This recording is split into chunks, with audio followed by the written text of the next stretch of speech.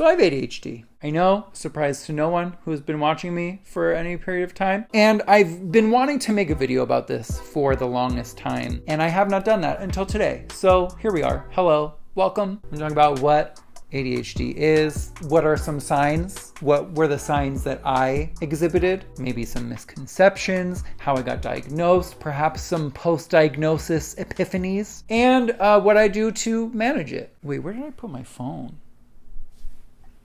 Hold on, I need to get my phone. Sorry. Got it. Okay, actually, before I get into it, I just want to say I am not a medical professional. I will provide some links in the description box if you want to learn more about ADHD. These are things from my experience, and that's the only thing I can tell you. So let's go. Let us advance!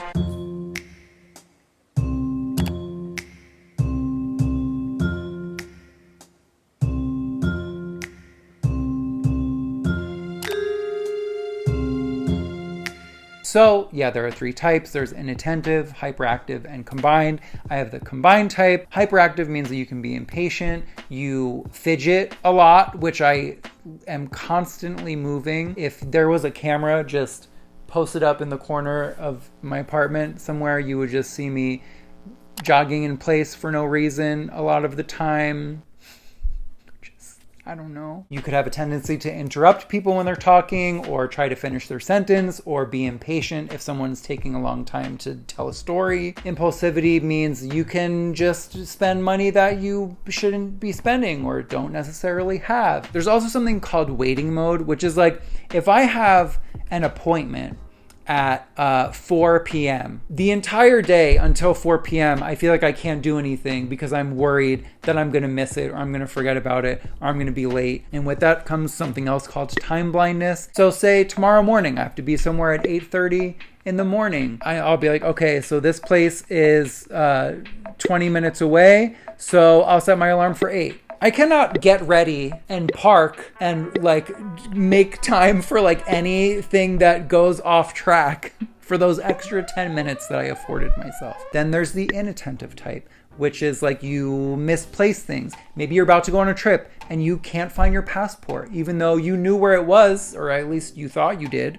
until that moment. You have a hard time focusing. So that means whether it was like in school, you kind of like were trying to pay attention to the teacher and you zoned out. And so you missed the past 3 minutes of what they were talking about. Also, something I find a lot, if someone's trying to give me verbal directions on how to go somewhere or verbal instructions on how to do something, you've lost me at number 1. Another example of this, like just completely leaving reality, is if I'm driving and I'm trying to listen to a podcast, I'll just like start thinking of something entirely different.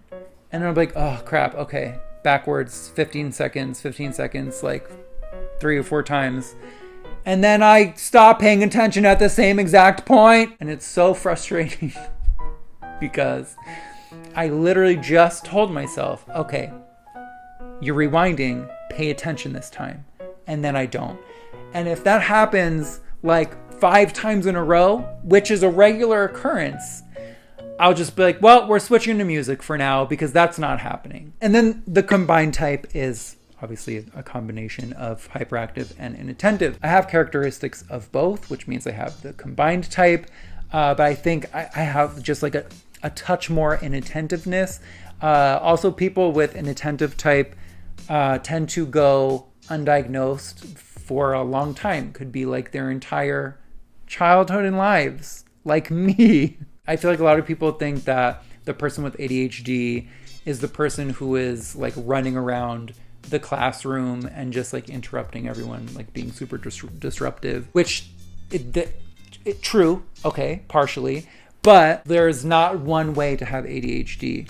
And so some people who, you know, like I was able to be quiet and not really like make a disturbance in the classroom, but I would kind of like also be in my own world. So I guess it's harder to catch early on. I also had pretty good grades. Like I was like an A and B student.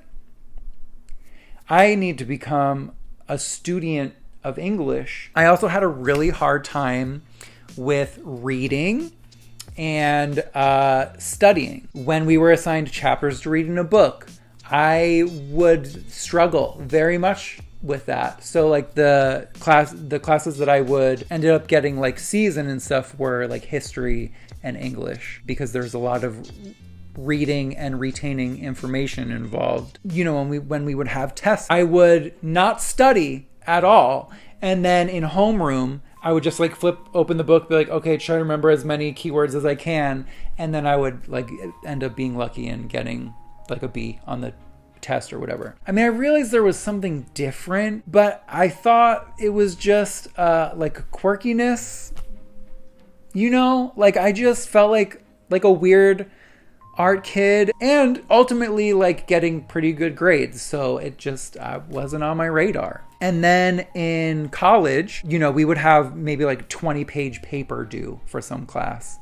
And I wouldn't start it until the night before. Also, I feel like I should say, this isn't unique. Like each of these individual things aren't unique to ADHD. Like a lot of people hate waiting in line. A lot of people forget their cell phone. A lot of people waited to the last minute to study for a test or to write a paper. But if you're like ticking off multiple, like just a handful, just a bunch, I don't know what the number is, like how many symptoms you gotta have.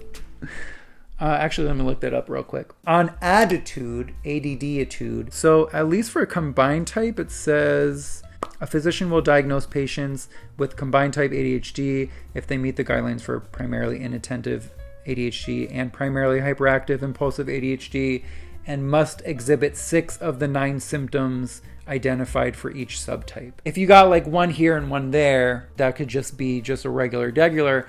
But if you have 6 of the 9 symptoms of each, then you know there's something going on. I just was never aware that there was something going on until I was diagnosed 18 months ago. So there's also emotional dysregulation. So there's a lot of things that, like when I think about how I've reacted to things in the past, road rage is one of them. I mean, I've been better, thanks therapy. There's also things like rejection sensitivity that I just didn't realize was a problem for me, and it really has been. It's actually wild thinking about all of the things that occur to me after the fact, like after being diagnosed.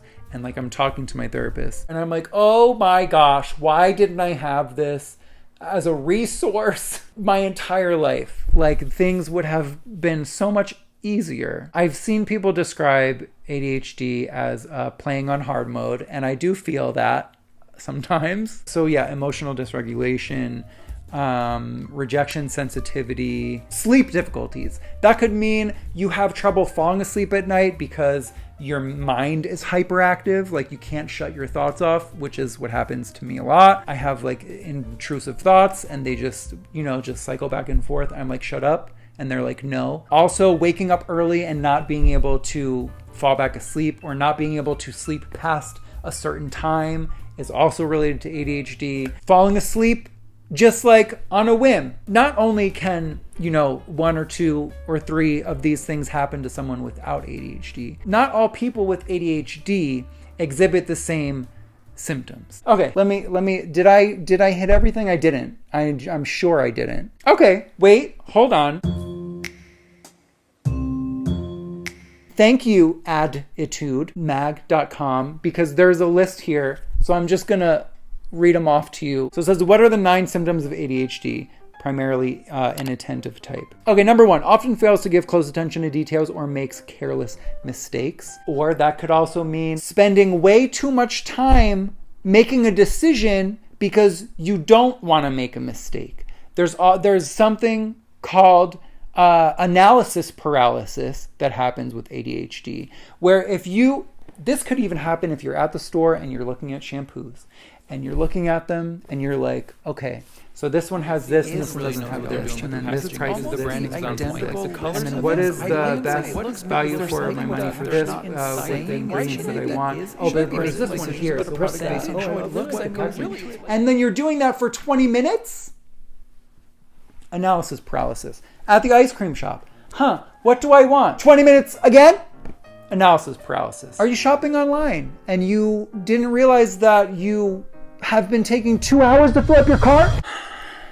Let me stop. I gotta go on. That was only number 1. Number 2, often has difficulty sustaining attention in tasks or play activities. Correct. So this one is interesting too, because there's like a thing called magical thinking when it comes to ADHD, where we just feel like we can do things that we can't really do. Like the making it to a place that's a half an hour away in 15 minutes. Another thing like that is telling ourselves that we can multitask. We can't. There's no such thing as multitasking. There's task switching. Contrary to my former belief, I can't watch a TV show and be reading Twitter at the same time. I mean, you can, but guess what you're going to do? You're going to miss parts of the show and you're going to have to rewind. Or you'll just tell yourself that you finished an episode and then you'll watch it again a year later and be like, oh, I didn't know this was even a storyline. Or you'll be like, who's this character in Game of Thrones? I'm not speaking from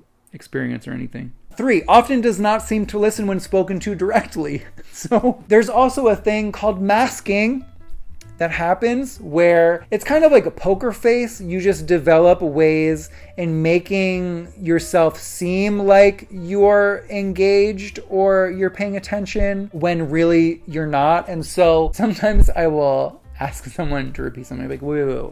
So you said this? Sorry, what was the first sentence? And then they'll say it again.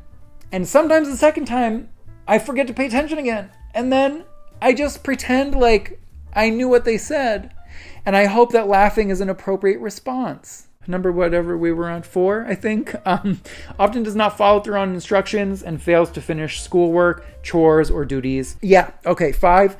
Let's see. Often has difficulty organizing tasks and activities. So I feel like I am pretty good at making lists. When I'm in the mood to make a list, I'm like, okay, I'm going to make a list. When it comes to executing the lists is where I have a problem.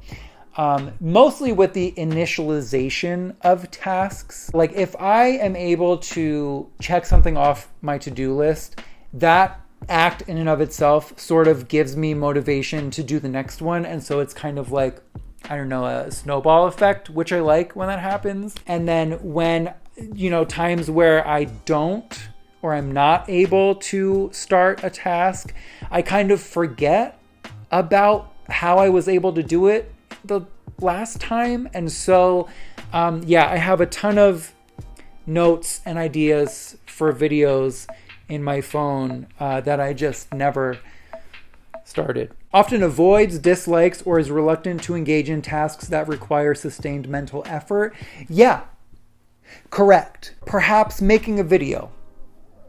Perhaps making a video is one of those things. Also, editing is another one of those things. And those two things, like filming and editing, is what is necessary to make videos. When I'm on a roll, I'm on a roll. But when I lose that roll, it's very hard to get back on it. It could take me 3 whole days to do a task that if I did the task continually, I could have finished it in like 6 hours or something like that. So that is definitely a thing. Often loses things necessary for tasks or activities.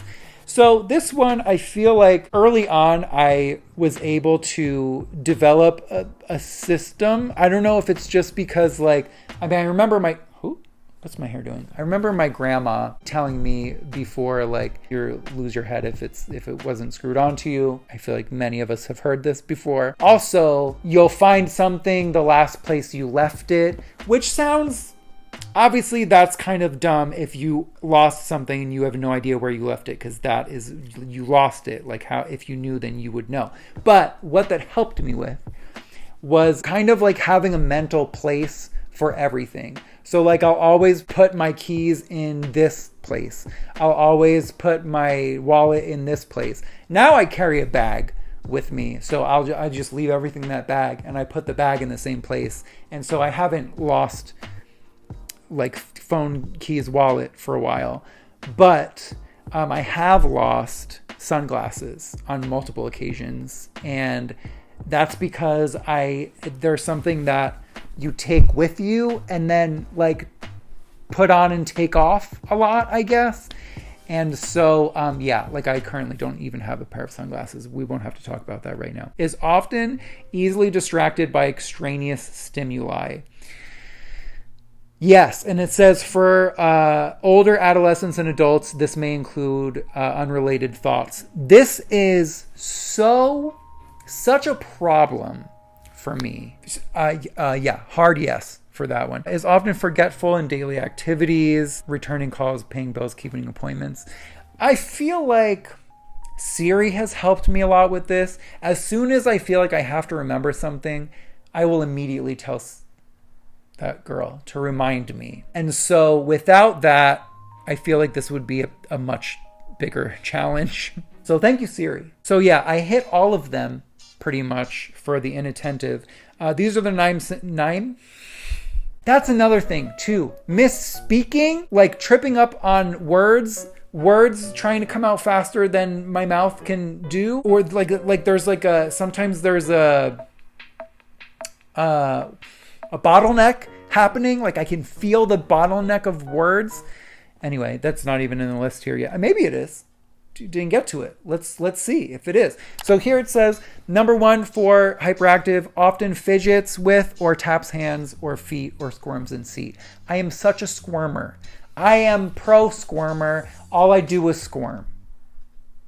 No matter what. There was one time we were coming back from, Aruba. It was wonderful, Caribbean, beautiful. We get to the airport, we're leaving the island, and I'm in line. I am just like, I'm moving a lot. Like I'll like do, just this. Like if you see someone standing in line and they're doing this or just like swaying back and forth, like it might be me. And so I was doing that, and I was randomly selected by the TSA because I looked nervous. And I was like, no, why would I be nervous? And like thinking back on that now, I'm like, it was because I was fidgeting.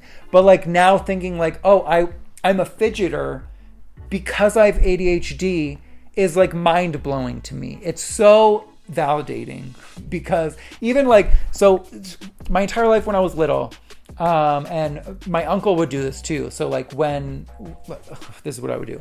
So we would be, just like hanging out at my grandma's house, and I'm just like doing this, especially on like a couch or a chair with like a bouncy back, and I'll just like do this. And they would always call me like my uncle because he would do that too. So probably he had ADHD as well. My family would like tease me for just being fidgety like that. It just makes so much sense now that I know what it is. So yes, fidgeter, correct. 2, often leaves seat in situations when remaining seated is expected. There were so many times I had to go to the bathroom in class when I really just had to have a little change of scenery. Maybe even at one of my old jobs that I worked at as a teenager, I would regularly leave my post, even if I was the only one working and it was a retail kiosk in a mall. So, hopefully no one stole anything. But let's see. Often runs about or climbs in situations where it is inappropriate. Now, I don't think that I was ever like the inappropriate climber as a child, but I was a climber. I loved climbing a tree. If there was a tree that looked climbable, you better believe I was in it. But not in so much in like a disruptive way. Often unable to play or engage in leisure activities quietly. I didn't really have a problem with this either. Is often on the go, acting as if driven by a motor, is unable to be or uncomfortable being still for extended periods of time. Correct. Yeah, this is where the fidgeting comes in. Often talks excessively. Yeah. Except also, I feel like for a lot of these symptoms, there's also like just the other side of the coin where I've learned in certain situations, I guess this is where like the masking comes into, you could kind of feel if you're talking too much or you feel self-conscious that you are talking too much. And so then you kind of force yourself to stop talking. And so in a lot of situations, I would just be quiet. There's these extremes that I've noticed when thinking about these things. Often blurts out an answer before a question has been completed. Yeah. I have a problem with like finishing people's sentences. Like sometimes I just feel like I know what someone's talking about, like when someone's going to say, and it just comes out. Especially like my friends who I'm closest to. I feel like we do that. Sorry. I feel like we do that with each other a lot. I don't know. It's true, but is it really a problem? Maybe in some situations it would be. Well, in a trivia night, that probably would be a great thing. Anyway, well, no, not if you don't hear the whole question and then you miss. Sorry, I'm getting off track. Often has difficulty waiting his or her turn. Like I'll get fidgety, but I won't do anything that will kind of infringe on someone else's time. So like if you're at an amusement park and it's a really long line, I will never skip a line because I wouldn't want someone to do that to me. So there's like things like that where I'm like, okay, like, yeah, I hate waiting this line, but I'm not gonna make someone else's day worse because to get what I want, you know what I mean? But anyway, often interrupts or intrudes on others. Probably. I feel like this is something I'm less aware about if I do it. I do notice that I do that to Ken, my boyfriend, because he'll be like, I don't know, playing a game or something, and then I'll just like, I'll want to talk about something, or I'll like think of an idea and I'll just like blurt it out like at that moment. I would probably have to check this off too. But yeah, so as you can tell from my own self-explanations, I have the combined type but more inattentive traits. Okay.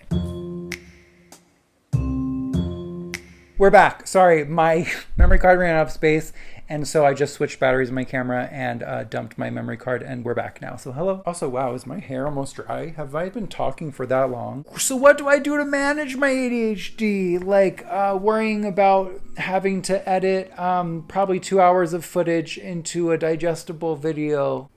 So one thing is I try not to look at the whole pyramid. Like if the pyramid is the finished product and like how many bricks have to go into it to get to the finished product of the finished pyramid. I try not to think about all of the work that has to eventually go into it to get to that thing. I try to think of one brick at a time, which is easier said than done, but it is something that works sometimes. Some of the best things I've ever done for myself were getting a therapist, which was not that easy to do. I'm gonna be real with you. I looked for a therapist for a long time. There just weren't any that took my insurance, or if they did take my insurance, they weren't taking new clients. And so eventually I used one of those online places. There are a couple different companies that do online therapy, but I used one of them. The first therapist that they matched me with was in England. So we were in completely different time zones, and that didn't work. I saw her a couple times and I did like her, but also she was getting her doctorate at the time. And so the few times I did see her, she was like falling asleep. She just was completely drained. It wasn't a match for multiple reasons, you know. But I really liked the next therapist that I got, that I eventually stayed with for a year. And so, yeah, getting a therapist was super important. Obviously, she helped me get understanding about things that I don't know if I would have came to those conclusions without her. Also, it's just nice to have a therapist because like their entire job is to listen without judgment. And so, you know, if I was insecure or unsure or just, I don't know, embarrassed or ashamed or whatever, she was just lovely to talk to and help me sort out my thoughts. The tools that she gave me really helped me understand myself in a way that I just didn't before. Yeah, finding a therapist, being open to analyzing myself and trying to become more self-aware, not making excuses, not like lying to myself, not, ignoring certain things, sort of like trying to face things head on. Having like that outside perspective from her just was invaluable, which is a weird word because it sounds like a word that means not valuable, but it means like you can't put a value on it, right? Is that right? I hate that. Anyway. Whew. So I think that's everything. I mean, it's really not, but I think that's all that's left in my brain today. How about this? How about if you have any questions, leave them in the comments below, and maybe I'll make a part 2 to this video, because if I said anything that made you think of a question, or like you're like, hey, there's this thing that about ADHD that you completely forgot to mention, leave it in the comments. I'm gonna leave some links to more resources in the description box. People that talk about ADHD that I like watching, like for example, the How to ADHD YouTube channel. Really great. There's also I think it's the Healthy Gamer, which sounds, I'm not necessarily a gamer, but like his channel really isn't all about gaming. I don't know, how did he get that name? I don't know, but he's a great resource as well. I really like his videos. If I think of any other ones, I'll put them in the description box, but please leave any questions. If I like started a sentence and didn't end up finishing it, highly likely. Plausible. Just let me know. If you want to join Patreon, if you want to watch secret vlogs, which even though I didn't upload a video last month publicly on YouTube, I did upload 2 videos on Patreon. It's patreon.com/soundlyawake. This is kind of like the, oh, my knee. Oh, I've been squashed for too long. But yeah, I think that this video actually has helped me kind of reignite something that, the pilot light went out a couple months ago, and I'm hoping it's on again. Why with the metaphors all the time? I love a metaphor. I can't help it. I need to stop talking is what I need to do. Bye. See you next video.